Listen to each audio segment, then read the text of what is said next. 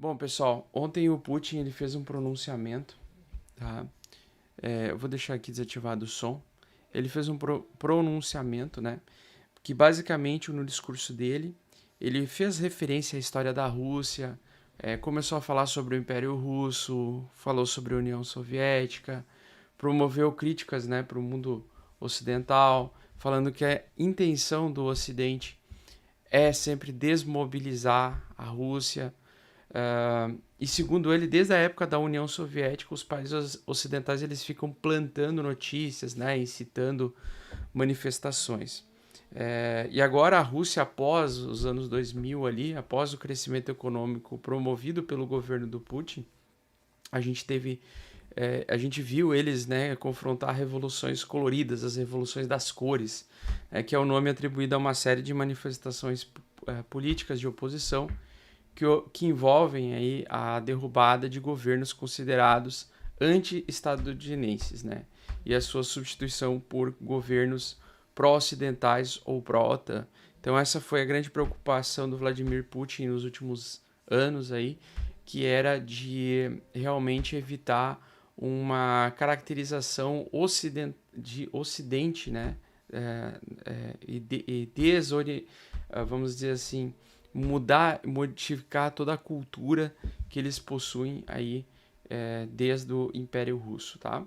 Então ele citou de novo Hiroshima e Nagasaki, dando a entender que o que os Estados Unidos fez no passado, porque os Estados Unidos fez aquele ataque nuclear a essas duas cidades japonesas, isso poderia no futuro dar direito à Rússia também de utilizar recursos nucleares, né, poder nuclear para assegurar os seus territórios que eles ontem anexaram oficialmente, né, pelo menos para eles, né. Isso que os próprios aliados da Rússia, o Cazaquistão, entre outros países aí, nem eles, né, a Belarus também, nem eles deram um acordo, né, de que a Rússia assumiu, né, e que essas 4 regiões aí que o Putin decretou como anexação, nem esses países que apoiam a Rússia deram conta de confirmar essa investida russa, né? Então, continuando o discurso, Putin se mostrou, né, totalmente contrário à ocidentalização do Oriente. Inclusive, ele citou o movimento LGBTQI+, e que essa construção do mundo ocidental deve ser combatida, né, essas pautas, no mundo oriental.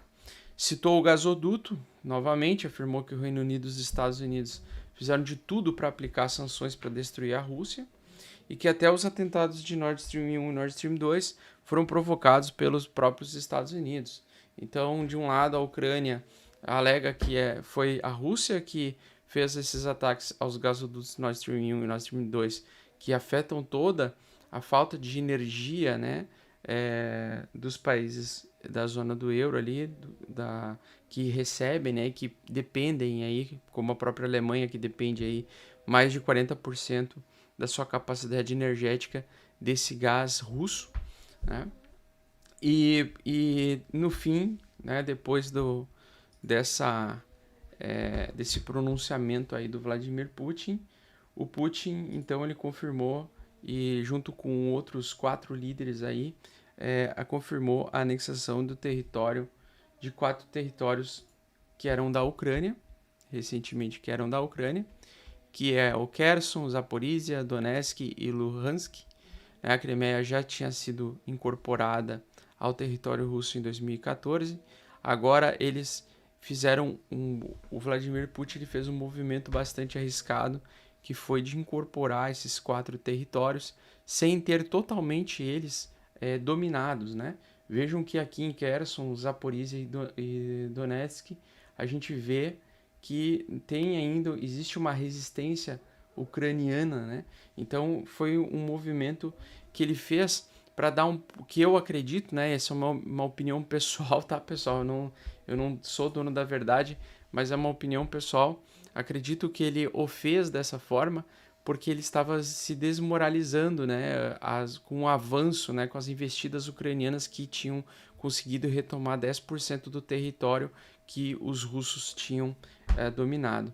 Então, dessa forma, fazendo esse tipo de movimento, dá o direito a ele de fazer investidas nucleares, né? Fazer ataques nucleares, se forem necessários, nessas regiões, que são regiões que a Ucrânia não quer abrir mão, né? Então a Ucrânia, o presidente Zelensky, ele não quer abrir mão desses territórios, ele quer retomar esses territórios e basicamente com esse pronunciamento agora está praticamente declarada aí uma possibilidade de uma guerra nuclear, porque a Rússia, e inclusive no próprio discurso do Putin, ele alega, né, que se os Estados Unidos fez isso lá no passado, em 1945, ou 1944, a gente também pode fazer agora para a gente assegurar os nossos territórios. A gente pode enviar bombas aí, jogar umas bombinhas nucleares nessas regiões aí, Donetsk, Luhansk e Zaporizhia, né, e Kherson.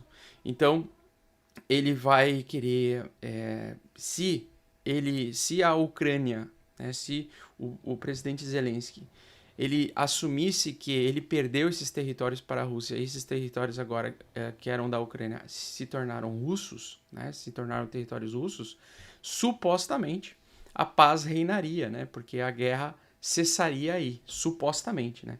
Isso é o que o Vladimir Putin deixou claro nessa última fala dele, de que ele está aberto agora, né, agora que ele assumiu esses 4 territórios, ele está aberto a negociações com Zelensky para uma paz, né, para um tratado de paz, supostamente tendo como objetivo realmente a conquista desses territórios que para ele, né, para o Vladimir Putin, fazem parte da Rússia desde o Império Russo, tá?